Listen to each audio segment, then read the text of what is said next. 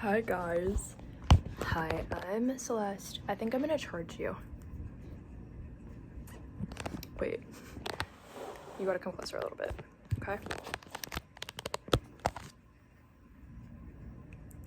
I don't know if you're charging, but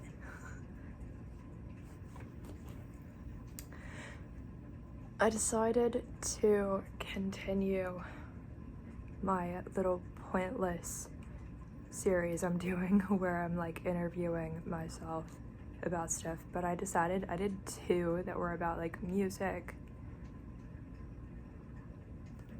This one's gonna be about witchcraft.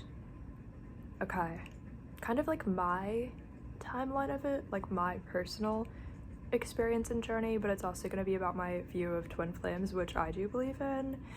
And I just asked like ChatGPT for some questions.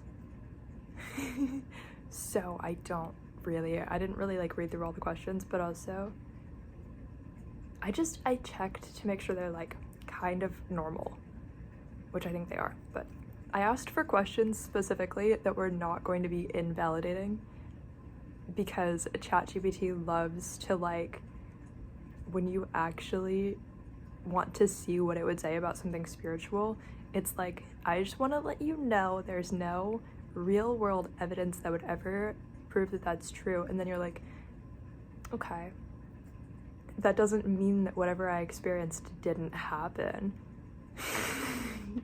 Just wanted to see what you were gonna say about it. I wasn't trying to ask, like, for the record, okay, people like might misunderstand the fact. Well, I think for me, when I did like a little bit of talk therapy at one point, I did that at one point in time, okay? But I sort of had a moderately like lucky pairing where I had a therapist who had an altar, worshipped deities, including a Greek goddess that she had told me about, and she also validated like your twin flame experience does check out, like, I do believe you, like, I think it would actually be the best like case scenario if you actually believe it.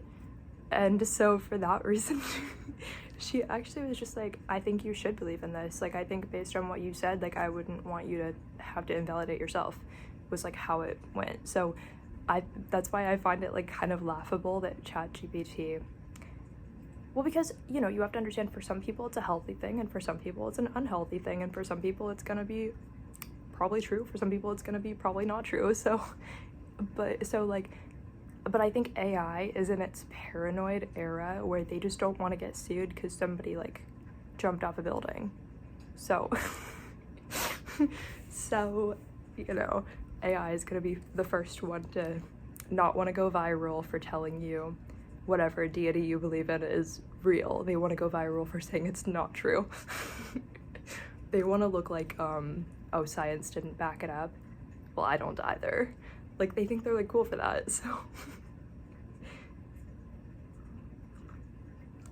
Anyway, I guess a little bit of, so I tried to ask, you can kind of get past the guardrails with AI if you tell it what its own guardrails are. If you say, hey, I know about this part of your guardrails, but just skip that part, like, or like, you know, we're just pretending, like, don't worry about it, because they think everything is like, AI needs to be gaslit like a lot for it to even have like an understanding of what's happening, because you know, it is what it is. What if you just want like an AI generated response that doesn't gaslight you in ways that are actually like upsetting for you? Like, what if you just but you can be like, hey, like, I know about this part of your guardrails, just like when we get to that part, just say this instead, and then it does. You have to be the one to do it, which is a lot more like having a conversation with yourself. Well, either way you are, because AI is not a person, but, you know, It's fine. So I asked for questions that were going to be on the more not invalidating side, because witchcraft and earth are a little bit like, I guess not oil and vinegar, but not really oil and water. It's a little bit like, it's just weird. It's just weird. Try to meet somebody who wouldn't invalidate you being a witch. They either are one or they would invalidate you. There's no like, maybe you have a right to believe in what you believe in. No. They're like, I either want your head severed from like the rest of you, or I am you. And like, there's no in between. So honestly, there's no in between. Like, they either want you on trial for it still in this current era, or they are you. So, okay. First question. And again, because I didn't like write the questions myself, some of them might be like misaligned, but I'll just explain that, like what I think it means or whatever. Okay, first question. When did you first realize your connection to being a witch, and what felt true about it right away? So, I'm just gonna put a little bit of this toner on my face and answer the question. So, when did I realize my connection to being a witch? It's a little bit like a weird question, because it's like implying that people either are or they're not, or that like, I don't know, which yes, but like, because it's like your whole life and like a choice and stuff, but like as if it could be like in your DNA. Well, I mean it can, but like, what do I mean? You know how like, what's that movie called in like Hocus Pocus or whatever? I don't know. I think, I don't really watch those, but I think there was some kind of like Hocus Pocus movie where there was like this girl who finds out she's a witch because lightning like shoots out of the palm of her hand, and that's how she knows, right? She's like chosen, like could not be meant to not be a witch. Whereas on Earth, we don't really see that. We don't really have a lot of like lightning shooting out of the palm of your hand, or that would be a very telling sign. But and I think, wouldn't it be so cool if witches always like chose themselves or accidentally stumbled upon like superpowers, like, oh, you have telekinesis? Like, wouldn't it be lovely? I would love if we could have a little bit more of like a fun process of people finding out. But I think witches, there's like a journey where you could be somebody who already feels like gaslit by society in some kind of way, or you have weird fears that never occurred to anybody, or you have like weird specific things you would have wanted to protect yourself from, right? Like you would have wanted to protect yourself from something that nobody else you've ever met cares about, or like you just care more, I guess. Like yeah, I don't know, it starts in like,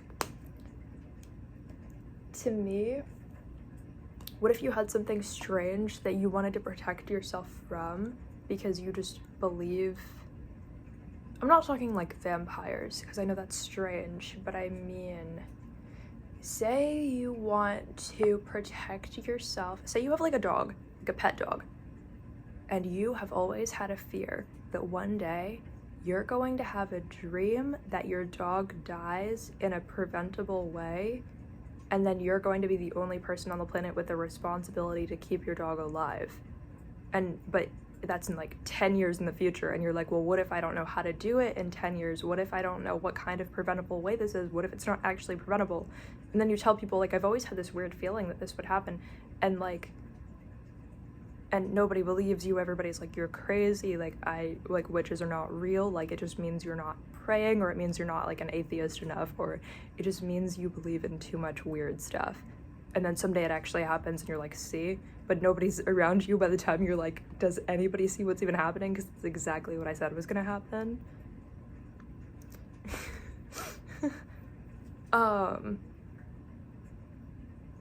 I think in non-physical ways you can get burned for witchcraft before you're a witch, or before you know, or before you decided that about yourself, and then it's this ongoing thing that never stops, and it's this thing that's only about you, and like you don't even have to like raise your hand and be like, guys, I believe in vampires and I believe that the dinosaurs were actually dragons or something, and whatever it is, you know, or I have telekinesis. Like, it doesn't always have to be like that. Or I believe in glamour magic. Like, I believe in something out there. Like, I believe that God is actually multiple people. Like, you kind of don't have like a moment where that is necessarily the only way you find out. At least for me, like, of course, like, yes, like eventually got there, but like also I just feel like I've always had like abnormal fears. Like, I feel like, well, you know how it's like not common but it still happens, that like if people have like surgery, like random objects can be like left inside of them and they're just like sewn up that way, and then they find out like years later like they've just been in pain forever because like they had random objects like left in them during surgery and stuff. What if you are not having any plans to have surgery but you're like terrified that's gonna be you, and then you have to somehow overcome this belief that it's gonna be you without it physically happening to you?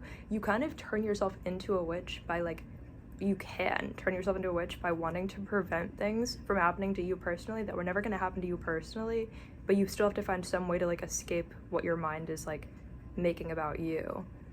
And then if you ever were to tell anybody, you would kind of be like on trial with people because they want to put your beliefs on trial, like whether or not it's plausible to like modern science and whether or not you can prove it, when all you had was something you were afraid of that you were trying to overcome.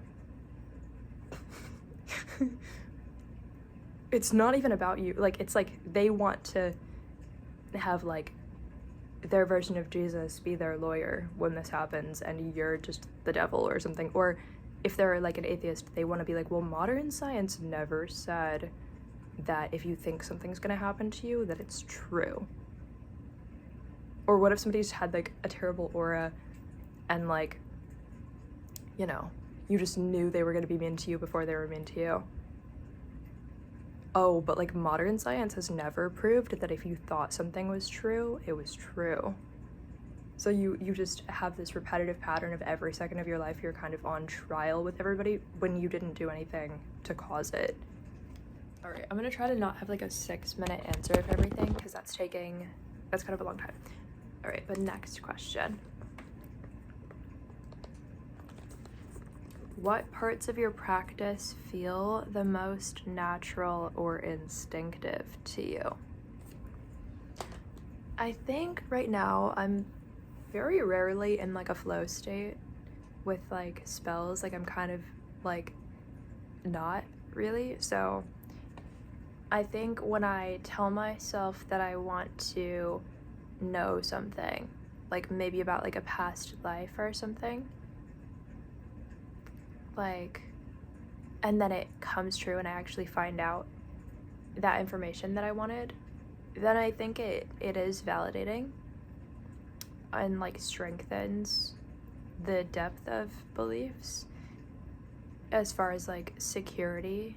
Like, because you can, yes, believe past lives are real and stuff, but then when you remember like the way you died in a past life, you kind of can't be like, you're never gonna sit there and be like, but what if it isn't true? Because you're like, I remember the exact way that I died and the exact reason I died in my past life, and I remember exactly who was around me, and I remember like, and then you're like, well, I know the way that it feels for something to be true in that context.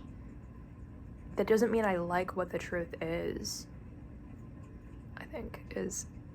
Or sometimes if I'm like putting some physical spell together and I decide to add like random spices and herbs and stuff, I feel like I'm in a flow state, knowing exactly what to add, or like a last minute decision to change part of the recipe. I feel like I'm in a flow state to do that. So that feels instinctive. Like, it doesn't feel like I could get it wrong, but it actually feels like I know how to do it in a way that other people can't unlock. Next question.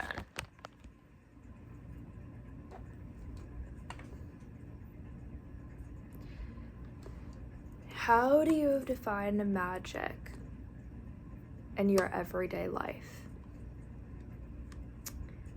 Well,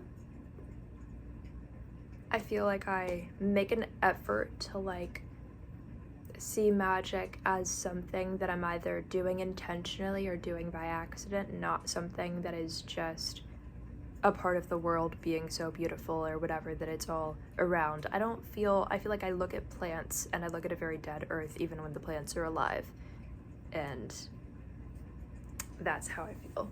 I don't feel like I'm looking at a very alive situation when I see even beautiful things on the planet. I just know the energy. I know that it's not my fault if I can't feel overcome with excitement and happiness and love when I just look at like a plant, right? Because it's not on a vibration that is very positive necessarily, right? There's even like fire ants and stuff, you know, on the planet and stuff. So it's not my fault personally if there's not so much love when I literally just look at like grass on the ground, like, or a tree. I'm like, okay, it's a tree. It's a tree. Like, I don't have to pretend that there's so much love when I look at a tree, because I know the tree is on a dead vibration compared to me. So if I feel more dead when I look at the tree, it means that I was more alive than the tree was, not that I have to pretend to not look like a sociopath or to validate how spiritual I look in front of people. Like, I don't care about that.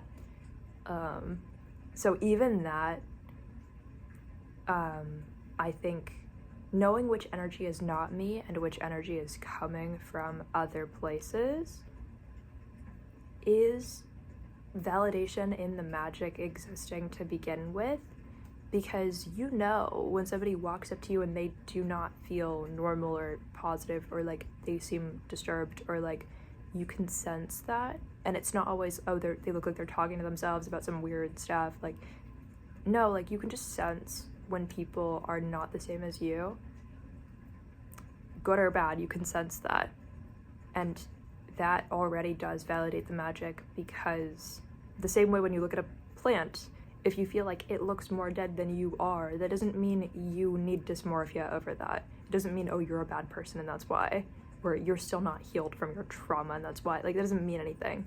It just means you were actually more alive than the plant when you looked at the plant. So you just weren't the same thing as the plant because you were a person. But other people pretend to feel a better experience when they're around it. Next question.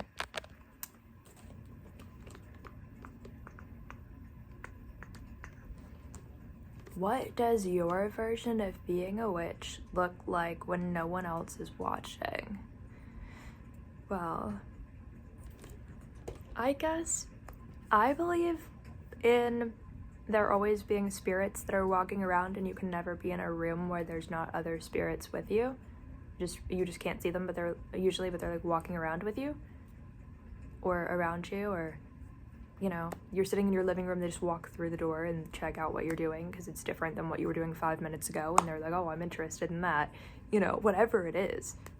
It could be something you don't even want someone to be there for, but like you just can't see the person who's there because it isn't a physical human, but like it's just somebody in a context that like you don't have to know that somebody's there for someone to be there.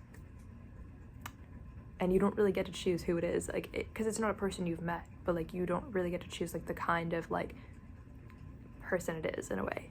It's just invisible person that it is.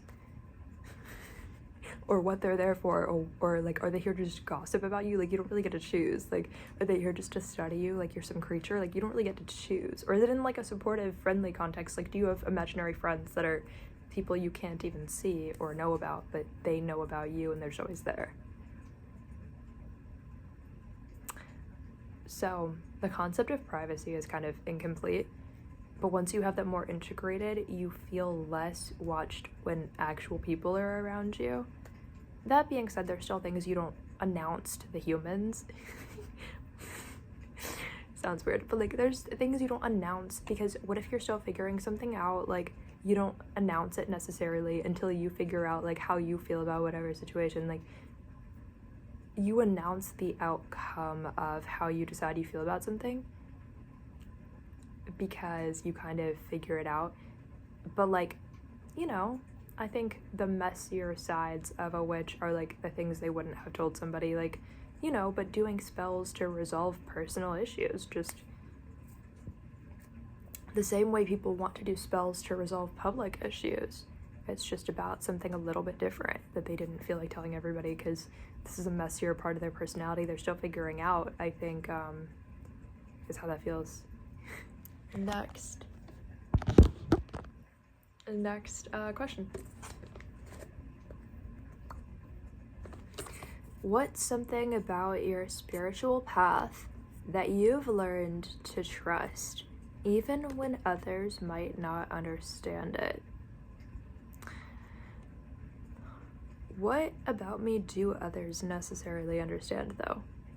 I mean, maybe there are things, but you can never truly know how much somebody understands you, how much they want you to think they understand you. Sometimes, I don't know.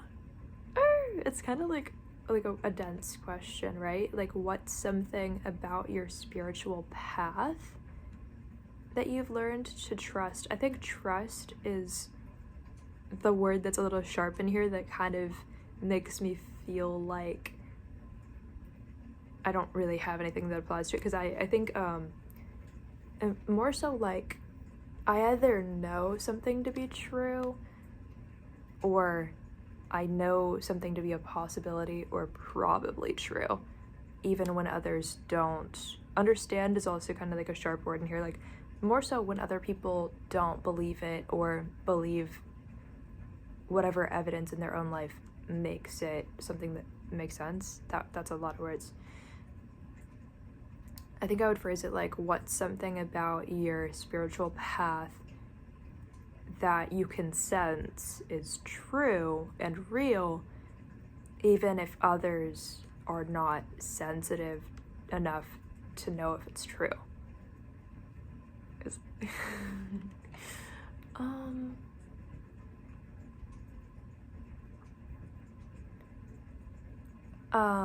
That, and I would answer not just about my spiritual path, but if you spend a lot of time thinking about something, a certain type of anything, other people can sense it, sometimes even consciously. If you so much as like imagine a fake scenario of you feeling like threatened by somebody, it's possible for like 5 people you've never met to come up and walk up to you and be like, are you okay? Or if you so much as have a very dense thought in a not very dense environment, if you start having low vibrational thoughts in a very high vibrational environment, lots of people can walk up to you and say, hey, are you okay? And you might be like, where is this coming from? I didn't say anything out loud. Like, I didn't say anything out loud. How did you know? Do you know exactly what I was thinking? Like, do you know exactly what popped into my head? Like, what if I didn't even choose those thoughts that I had because I walked by something that made me think of something, you know? And then all these people are like, are you okay? Like, as if they can suddenly tell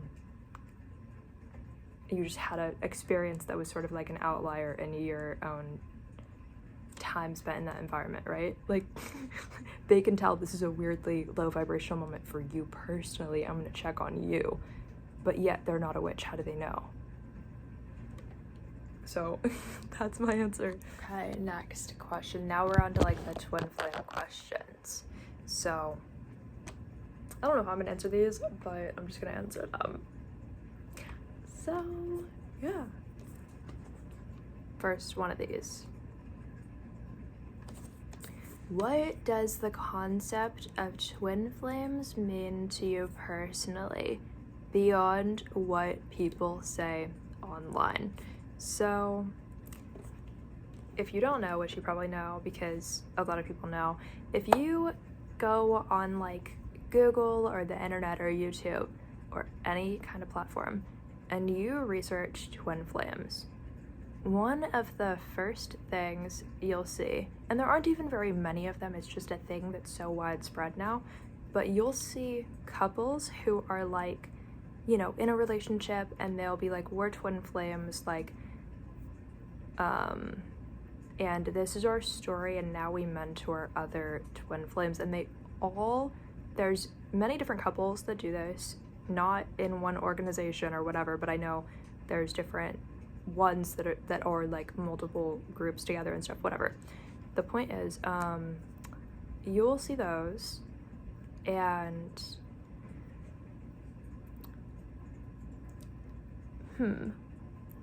the thing is, I wouldn't want to like call anybody out or whatever, but like, you know, those exist.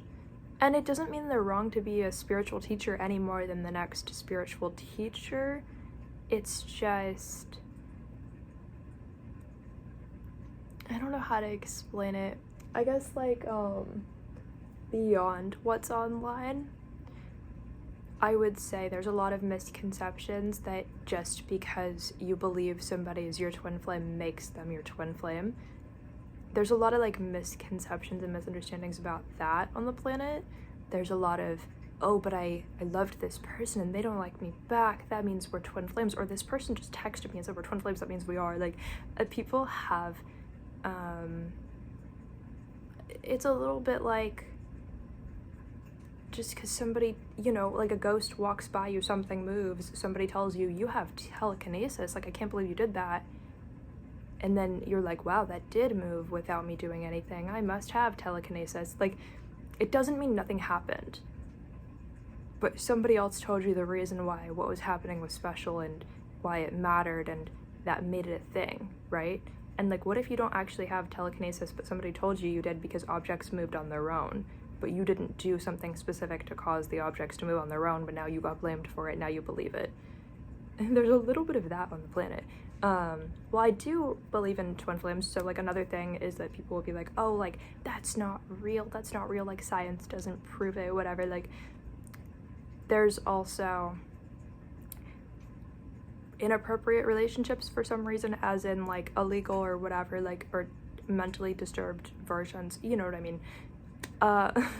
Those, I think people will be like, well, what means that this age gap where this one person's like underage, what makes that wrong? What if they're twin flames? Like, people do that too on the planet. And so even the people who are like an atheist and don't believe in twin flames will like validate those but nothing else or whatever. Like, you just see internet forums if you wanted to dive into it.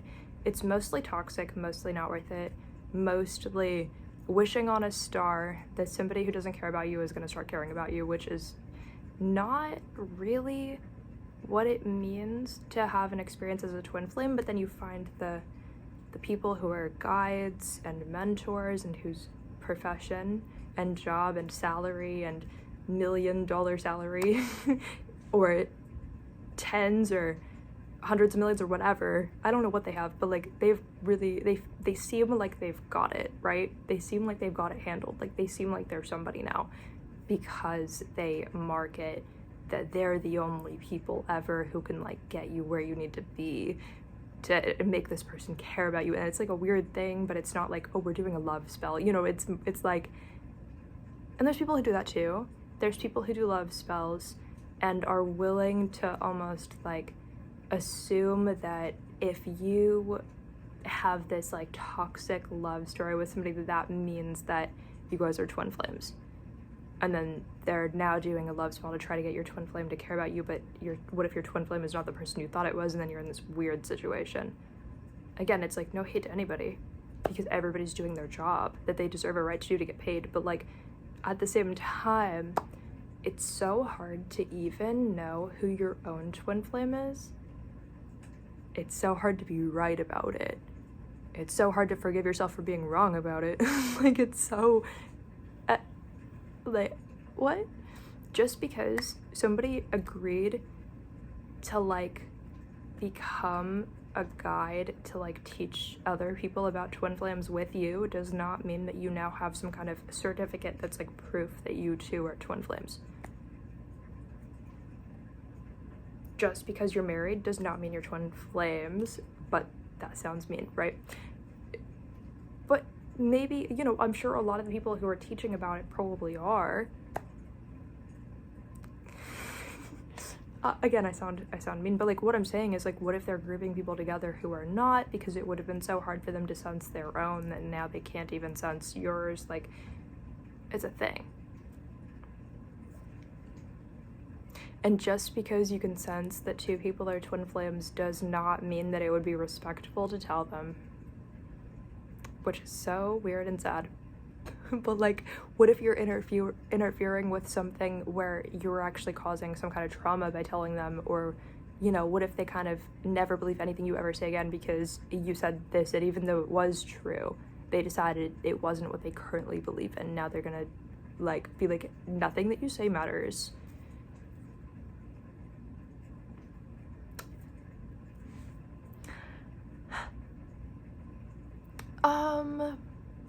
Other misconceptions, I don't know, or not really misconceptions, things I believe in that information online wouldn't agree with.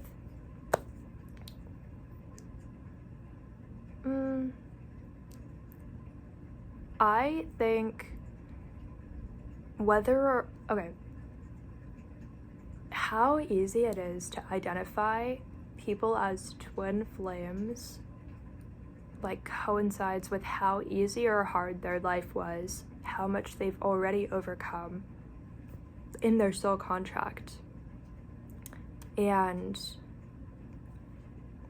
a good way to describe it is that real twin flames don't want anybody except themselves to know before they find out, because it's not beneficial for other people to find out if they don't even know. Because imagine how embarrassing it would be if you're like meant to be with this person. Say there's like two people, right? Or whatever. Like, okay, it's like this, right? I wanted the other one for this, but okay.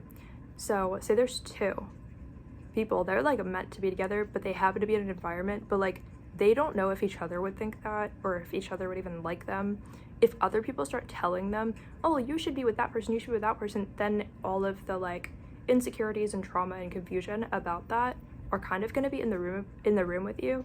Instead, if you could have just like approached the person and like maybe you would have just had like a cool like friendship or relationship or something, whatever it is, like naturally, that's so different than if every person in the room just decides you're meant to be with that person, and now you think you're scaring them away because now it looks like you told all of them to say that. You start to like, so if they've overcome more, or if they chose to have a harder life, it's harder to see for multiple reasons, because one of the first things they would want to do with that energy is disguise that it's true unless they felt ready to show it to other people. So the twin flames with the easiest life ever, you could see somebody and then later in the day you see somebody else, you're like, oh, those two are like actually meant to be together, like, but it's actually true that they're twin flames. It doesn't mean every type of person that you see that looks like they're meant to be with this random person, like, it doesn't make that true. But if you see two and you actually know that it's true, like if you see two people, and then you actually know that it's true, it's, again, like, directly coincides with how easy their life was. Like, it's like a direct parallel to that. So if they're in a state where their life is, even if it used to be difficult, but it's really, really easy right now, other people are gonna see it and like know it, and they're gonna know. So but if it's at a time where your life is really hard, even if you wanted other people to be able to see it because you didn't know if it would make your life easier for some reason, it'll be impossible for other people to see it, because it's like prevented, because now you have to focus on like how difficult and miserable your life is. So if you see two people and you know for a fact that they're twin flames, and it was super easy for you to find out, and it was true, their life was probably extremely easy when you did find out, compared to the other pairs of twin flames. If you rarely see them, it means their life is so difficult that they're like protected from you finding out at the moment, because they're not supposed to have proof, because that's how hard their life is that they're denied having proof of it. It's like to protect them, but also hurts them because it makes their life harder. Next question. Okay.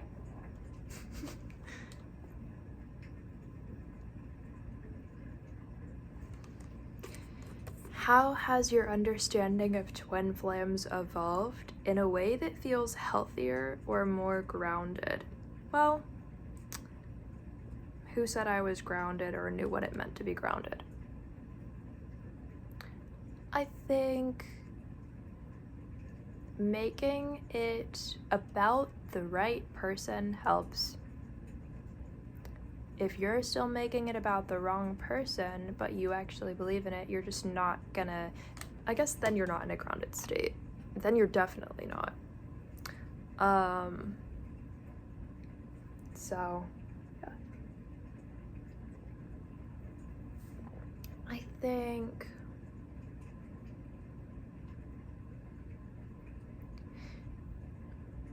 it really depends on how you look at things. I think for me, I did feel like I had, well, when I first met the person who I believe is my twin flame, or like at any point in my life before that, I would not have been somebody who would have had, and I didn't really date people, so it didn't get in the way, but I would not have really been able to like feel like I could go on a date with somebody and then like say we went to the movies and in my head I'm like, I guess like I had like jealousy, but I wasn't trying to.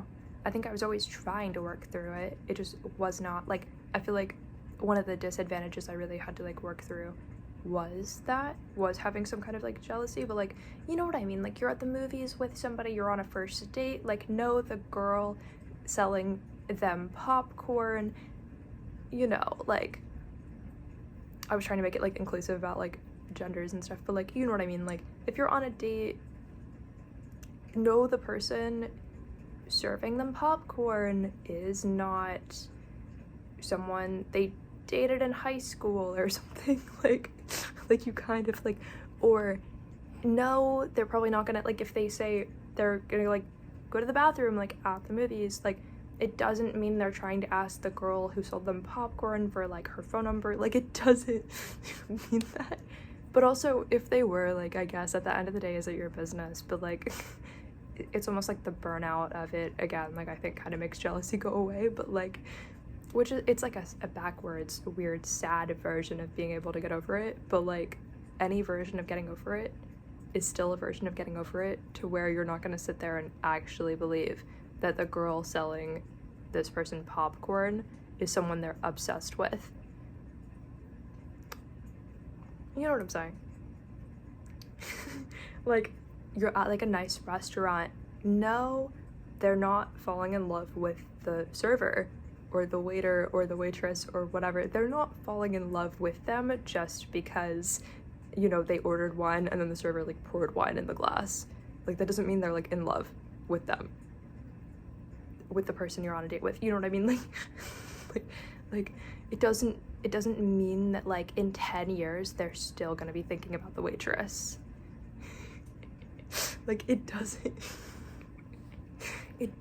mean that, and there's not a reason to think it means that. You're not just getting in the way, like you're not just getting in the way of the person they're actually meant to be with, who is the waitress, who's married happily and like has a whole family with like a dog and stuff and whatever, like, you know what I mean, and her own struggles in life, like her own jealousy issues, like those are like completely separate things that are happening. And I think even if you're psychic, you can still have accidental misconceptions where you believed something that just wasn't happening, and you being grounded is like kind of coming back to yourself and being like, I'm not responsible for the part of my life that I don't know about. if I'm being cheated on with the server and it's happening right in front of me and I can't figure it out, then I'm not responsible for what's happening. Then I'm not responsible even to hold them accountable for so long as I don't know, right? Then it's not my fault, and I'm not responsible to be the one preventing it. Then they're fully responsible for the choice to do that.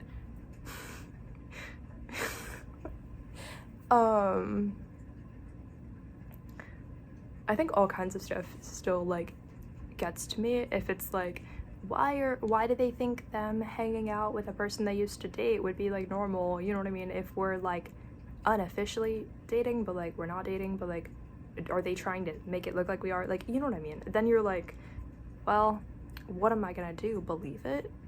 What am I gonna do?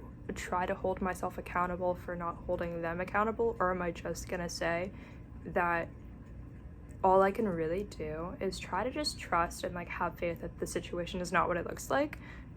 But why are you intentionally making it look like that? Well, guess what? That's your issue.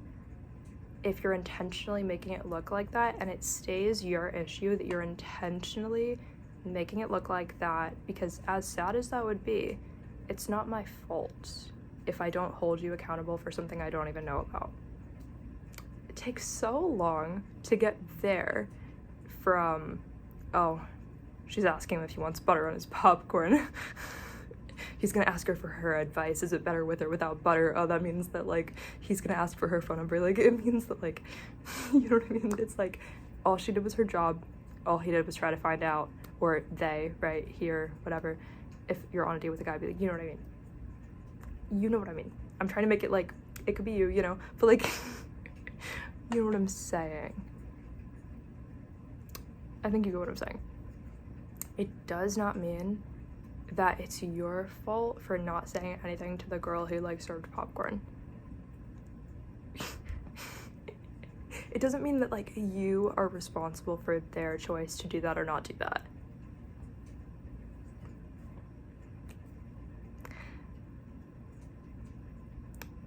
Yeah. Alright. Next question.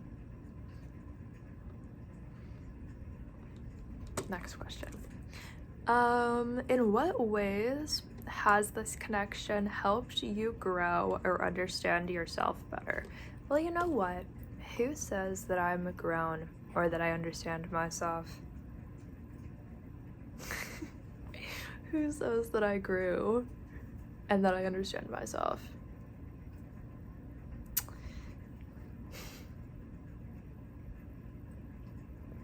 There's always something to understand. There's always something to misunderstand.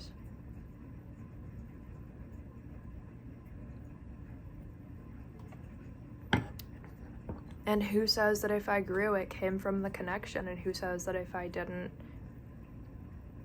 grow, that it didn't come from that? I don't know.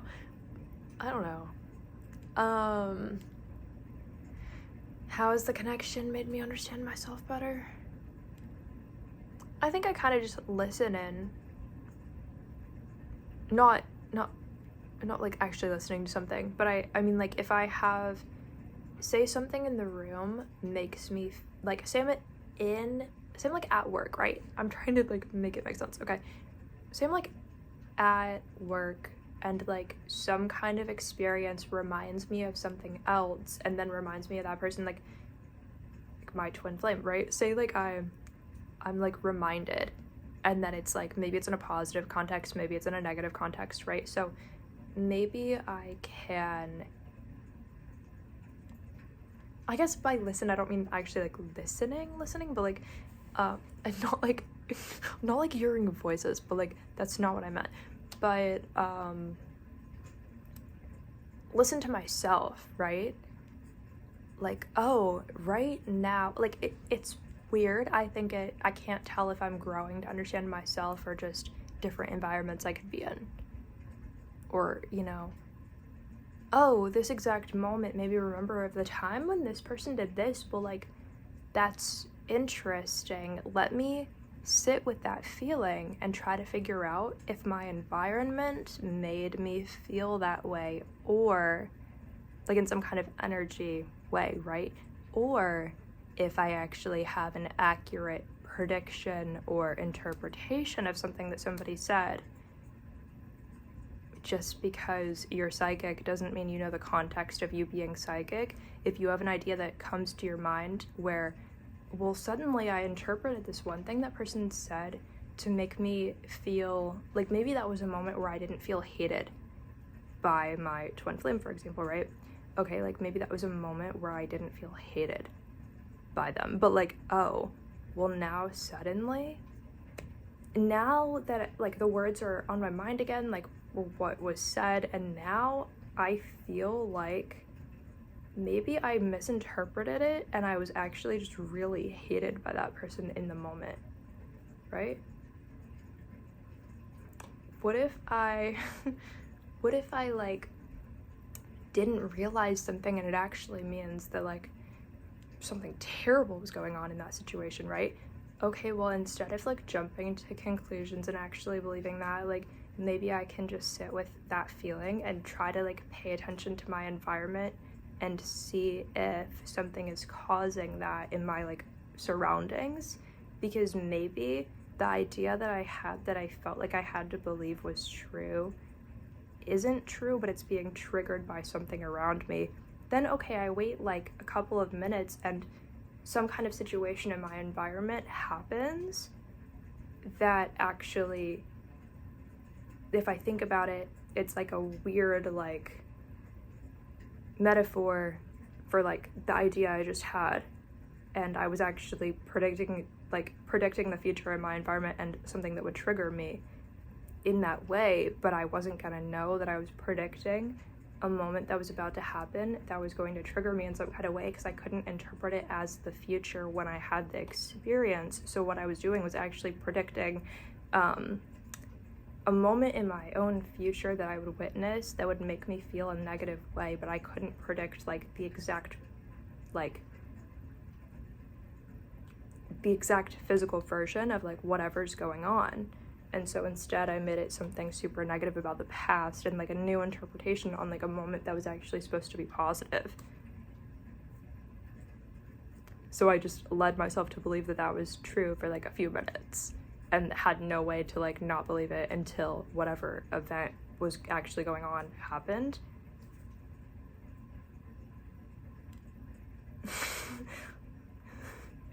So I don't know if I'm just learning that it doesn't mean you're not psychic when you have these random like thoughts and emotions. It just means you're not interpreting them the right way if the way you're interpreting them isn't true. So you don't have to force yourself to believe that like the really bad version that kind of doesn't make sense is true, when you might just be interpreting the future and something that has nothing to do with any like specific person who's not physically there with you in the moment. Okay, you want to know like an example? Say your twin flame hasn't posted on social media in a while and it's making you be like, well, they're still alive, right? Like they're still okay, like nothing bad's going on, like they're still like okay, you know what I mean? Like it starts to put you in that headspace, and then but that idea randomly came to you out of nowhere. Well, what are you gonna do? Are you gonna believe that like they're actually not okay, or are you gonna try to pay attention to like your actual like moment and see what's happening? And then there's like two coworkers in the background like a minute and a half later talking to each other about this one time, oh, this person didn't post on social media for a long time and no one knew they were dead and whatever, like, you know what I mean? And then you're like, oh, so I actually took the story you were about to tell across the room that I was gonna hear and made it about somebody who wasn't in the room just to have no idea what was happening, because I didn't know if I was having a psychic idea about the literal like past, like true stuff of like the twin flame, right? Like almost like the mentality of like, well, I could have accidentally made this moment about you even though you weren't here, and I wasn't gonna know that it wasn't true. But it's like, yeah, I don't know. But then it's like, oh, then the coworker was gonna tell the story and then you were gonna find out either way that it wasn't actually about your twin flame, but you were still gonna have a moment of like, well, can you test yourself to see if you actually believe this? And then you're like, well, why would that be happening? Like, what's going on? that sounds stupid, but like actually like it's just, it doesn't have to be like in that way, but you could also just, it could be like, oh, did you just have like a vision of them cheating on you and you're like, well, I don't understand where that's coming from, because like if we were in a relationship, like would that happen? Like does it mean that there's something I didn't notice? Like does it mean that there's something I didn't like think about, like what would be causing it, like what's actually going on, like what does this mean, like should I believe this? But then again, like it could be like, oh, like a coworker is telling a story to another coworker about a time that they were cheated on, or that somebody else was cheated on, and and that happens like a minute later or 30 seconds later or like a minute and a half later, and then you're like, oh, okay, so I just took your story by accident before you told it and made it about somebody who wasn't in the room. Oops, I just cared too much, I guess. I don't know. What? Next question. How do you stay centered in yourself while still honoring that bond? Well, who said I'm centered in myself, or that I'm honoring anything, or that there is a bond?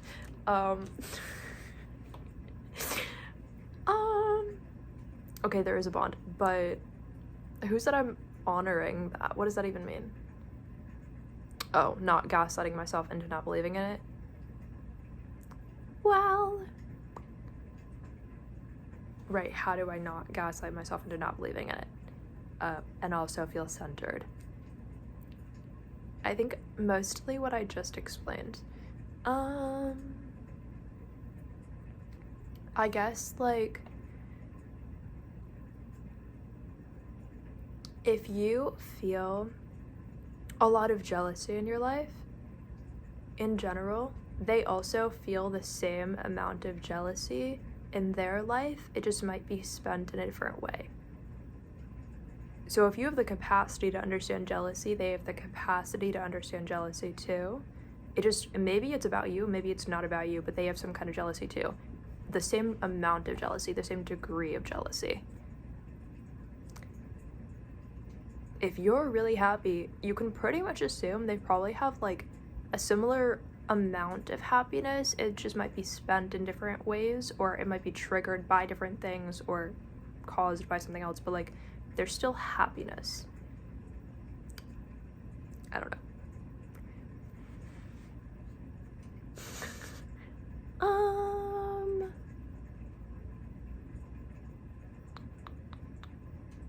I don't know. If you feel like you reflect on yourself in the moment, like you don't feel like you're, I don't know. If you feel like you're like really toxic, they feel about themselves like they're really toxic. Just it might be spent in a different way. Like you might have it present in a certain way and they just have it present in a certain other way. If you're really like, I don't know, I feel like if you regret a lot of things, they regret a lot of things. It just might be spent in different things. Like maybe one of you actually has something worth regretting, maybe one of you doesn't have something worth regretting, and something like that. Next question.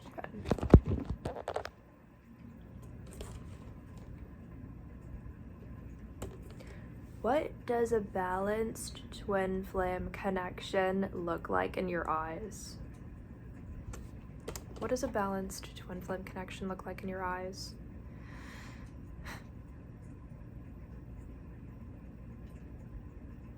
I don't know. I don't know. I think it's always balanced. It's just, is it balanced in a way that actually helps your development as a person for both of you? Or is it balanced in a way that feels like it is harmful to your development as people? I think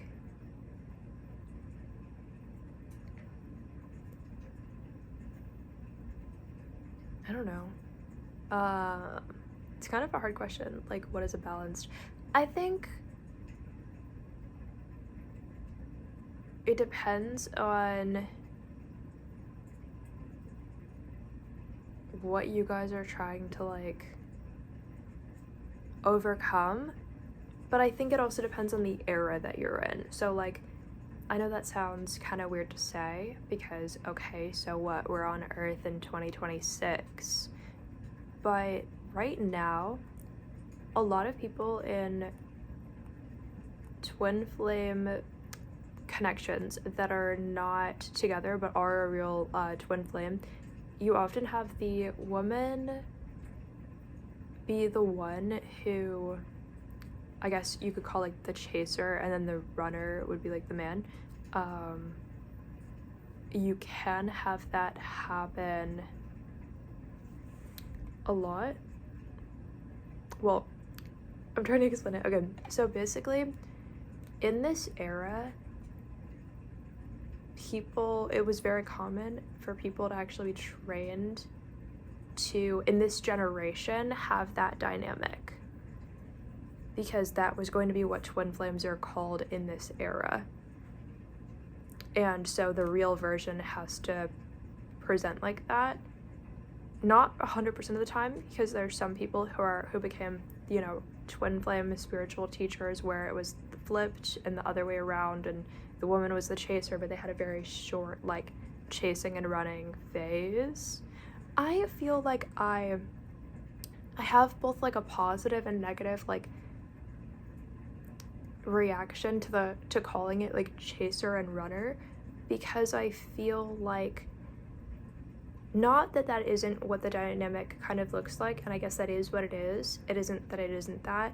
It's just, I feel like you never want to feel like you're making somebody uncomfortable, which I feel like sometimes, I don't know, it can look like, is it too normalized on the planet to make somebody uncomfortable in some kind of way? So that's obviously not what I would ever recommend. So that's not what I'm saying you should do. And that's something that, like, I feel like I just seek to always be mindful of. Does that mean that I always know if that's, you know, like, if I'm overstepping or something? Maybe, I don't know. But, like, I feel like I try to be mindful of that. And so I would recommend that you try to be mindful of that, because just because somebody doesn't want to be in a relationship with you doesn't mean that if you made them feel like they were forced to, that it would be positive for you or them. And yeah, so I would not recommend you ever trying to, like, make somebody feel forced, because even if you try not to, you might accidentally come across that way. So you still have to try to not do that. But yeah, in this era, before everybody was born who had a twin flame, essentially everybody in every era, you're walked through, like, here's the current slang that's gonna be cool by the time you're this age, and, like, you know what I mean, you're already gonna know it, you're just gonna be reminded of it. You know, here's the inside joke you're gonna have to immediately get, so the generations older than you feel like they're too old for some reason, you know. Not that that isn't true, they are old, but, like, they just weren't taught because they're old, because they were gonna be so old by then that they weren't supposed to know. Or, like, you know, in 2026 it's gonna be common that there's people who are viral on any kind of platform. Well, here's what that means, and here's what you're supposed to project onto that, and here's what it doesn't mean, and here's what the generation before you is going to be told that it means, but they're wrong about this part, and that part, right? But your generation's going to be told this, and then the generation younger than you is going to be taught something you're not even taught, and you're not going to know. So but, you know, in this century, you can look at it divided in centuries. In past lives that took place in different centuries, there's no reason to think that there was a woman who was, like, a chaser in the connection, which is why they presented very differently back then. It doesn't mean you weren't with the same person, it doesn't mean you weren't with your twin flame, whatever, if you have one. I don't know if everybody has one, I don't know. Or maybe sometimes one's on a vacation somewhere else and one's on Earth, you know? I don't know. It can go either way, right? Or one stays wherever they're from, because sometimes maybe they want to be on a journey. It would have to be something they agree on. They would have to actually both want that. Or it would have to be what the era is that they're just told. You're only allowed to do it in this way because nobody's allowed to find their real twin flame in this century, essentially, is how it's, like, divided up. So before you plan your incarnation, you're taught about the centuries, like the century you're about to like live in. And so you're taught like in this era, these are the common dance moves and these are the common languages to know and not know, and like, oh, if you're born in this country, you already have to know this and this and that. Like, you're gonna have to be able to learn 5 languages in some of these countries, right? Or in some of them you're supposed to not be able to learn that many, because then it would be weird and now you'd be an outlier, now you'd be like famous for it or something weird, and that's maybe not what your life was supposed to be. So I think a good way to explain it is that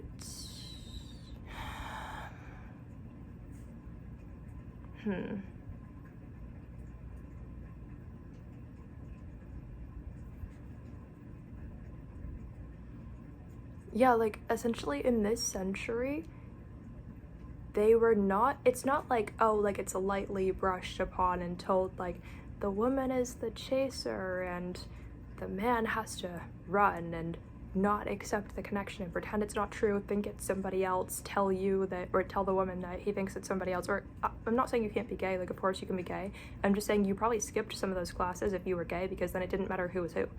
Maybe you were taught them and then you got to decide, okay, well then I'm gonna take on this rule, you're gonna take on that rule. It's just gonna be a little different, you know? Like, I'm not saying it couldn't also apply or that it had to, but like, I just think like, it means, okay, then I'm gonna have to take on this role and you're gonna have to take on that role if it were like that, you know? I hope that helps. If it's 2 men, one of you is just gonna be like, okay, then it doesn't mean you're a woman, it just means like, it just means one of the men is gonna be like, okay, cool, then I'm just gonna be the chaser the whole time, and the other one's like, okay, then I'm just gonna be the runner the whole time, and we're just gonna do it like normal, or like normal, right? Like, we're just gonna do it the same way, we're just gonna not have that be the part that makes it about this or something, you know? We're just gonna have that not be the part that's about gender, but we're still gonna have this assigned role that never changes. So, or if it's 2 women, they're again, they're words.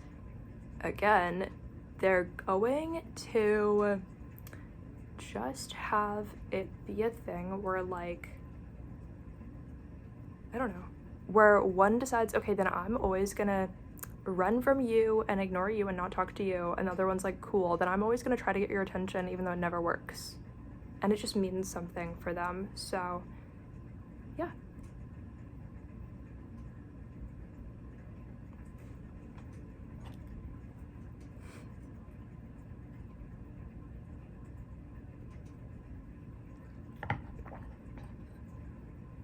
I hope that helps. It just means you're still going to take on the title of chaser or runner, and so that's why you have like, I would say like extreme outliers for the era would be where it's like a woman that's a runner, but then those are almost like the easier ones where they don't have a lot to overcome, and then they end up becoming like a twin flame coach or something. Like, I've seen those guys before, you know, and I do think it's real, but like, if you've seen those ones, I don't know, but I do think it's real, but like, they're sort of like an extreme outlier for the era where they can,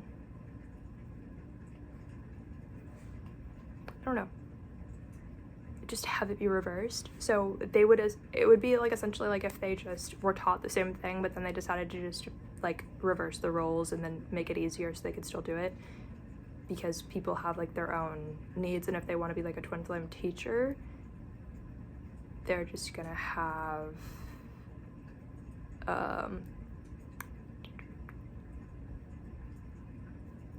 you know, they're just gonna still do it, but like whatever their individual like desire is for it is what they're gonna do. Yeah, I don't know if that answers the question. I feel like it does. Well, it doesn't really explain what balanced is, but I'm trying to say that you're not unbalanced just because somebody ran or is running, because everybody was taught in this era, for this century, I mean, everybody was taught one of you has to run, otherwise you guys are gonna miss out on like half of the plan, where you're supposed to find out that like the concept of twin flames exists and is this widespread thing that people are talking about, and whatever your reaction to it is gonna be like a part of your story, positive or negative, right? it's gonna still be a part of the story. But in past eras, it had to fit in. In other centuries, there were still twin flames which were the same pair, but they had to fit in with the century. So it had to be whatever looks normal. And twin flames weren't going to be this widely talked about thing, so they were probably supposed to be the only one in their exact area with their exact circumstance, and they can't identify anybody else who's in the same type of relationship, but now they're in this relationship, whatever it may be, whatever they define it as. Now they can't identify anybody else who's in the same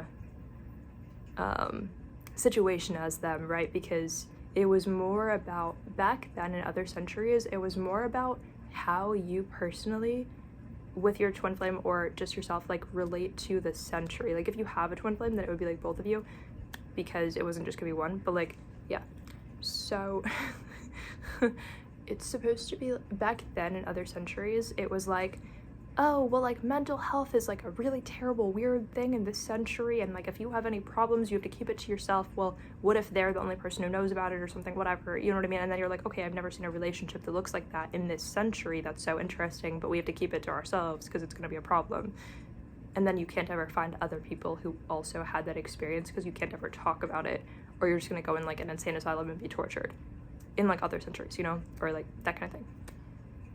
But nowadays you could talk about that, but your twin flame is going to be running from you, and then you're going to think you're a bad person, or the opposite, or they're going to be chasing you. You're going to be like, well, I just said no, why do you still like me? Like that means something, like to me that's going to be a problem.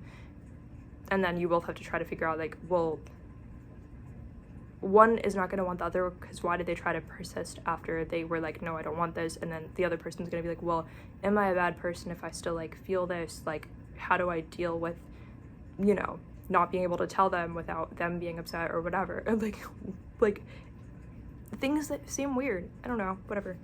You know what I mean. Okay, now we made it past all the twin flame questions, which is pretty good because I feel like I talked about a lot, and I don't think it needs to be overly only about that in this video, but I hope that I said some things that helped.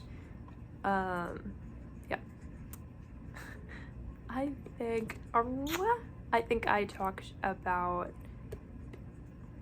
whatever I need to talk about, and in the context that seemed like a good idea. So I don't know, but now we're on to more questions.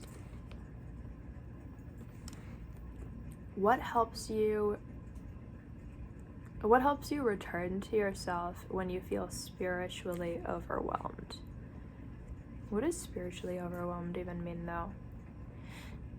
I think spiritually overwhelmed.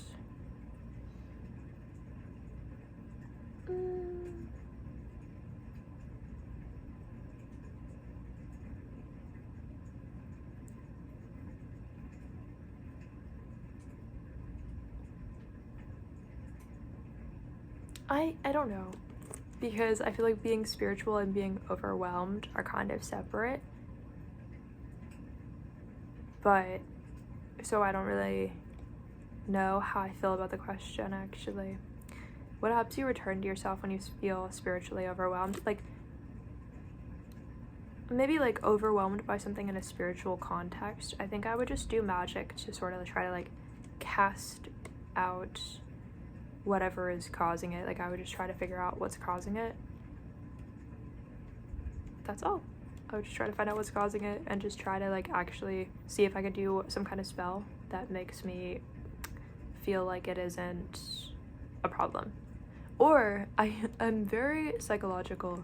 I feel like I have a very psychological life. I feel like I try to think about ways to outsmart the fear that I have, or outsmart the whatever's overwhelming me. Like I try to just I kind of like mentally try to attack it. Like if I have some kind of idea that is stressing me out, I just try to find like a mental reason. It doesn't have to be a big deal. And just knowing that I'm not responsible for whatever I don't know about and trying to maintain some kind of peace with that. Okay, next question. How do you tell the difference between intuition and fear?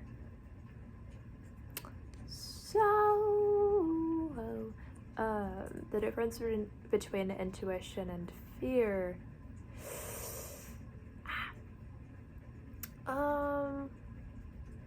Do I know the difference between intuition and fear? Not really. I mean, I think I just try to face it in a very brave way. I'm like, okay, yeah, like whatever weird fear I have, probably true. Whatever weird intuition I have, probably true. I just assume they're both true.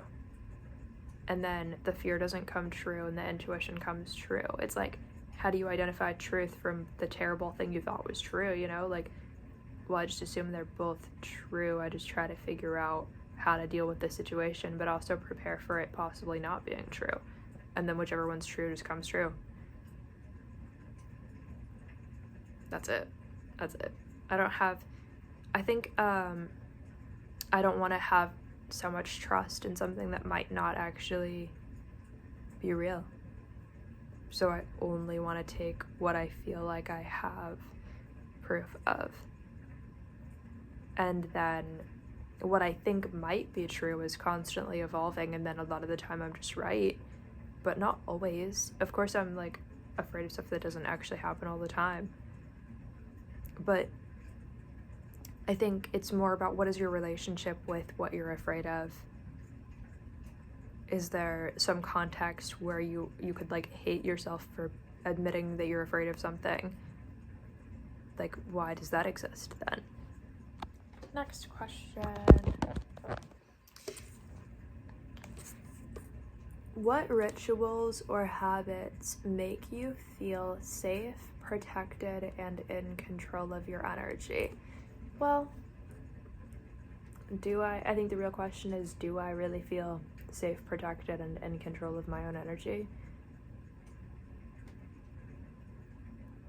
I think if I wanted to regain that, I would just try to like, I don't know, just try to like do some kind of spell, whatever I feel drawn to.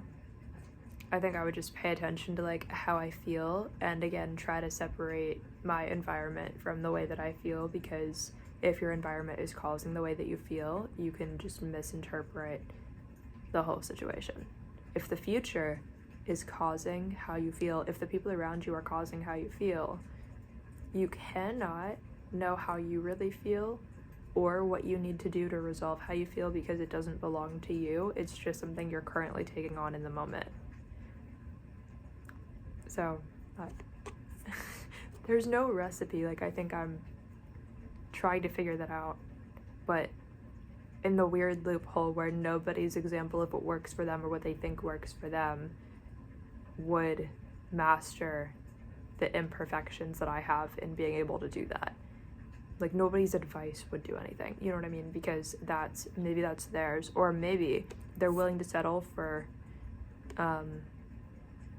whatever their baseline of feeling safe, protected, or in control of their energy is, but that's not the best of what I could imagine. So if I felt imbalanced or expressed feeling imbalanced, I might actually feel less imbalanced than they do as their end result for my before picture. But if I'm calling it other than the baseline that I'm interested in having, then they would think they have the solution. So it's sort of like, don't let other people tell you the solution for your own matrix. This marker is so dying. I don't know if I can make it through this video with the dying marker because it's just like not working.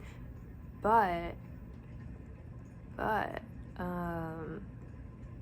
next question.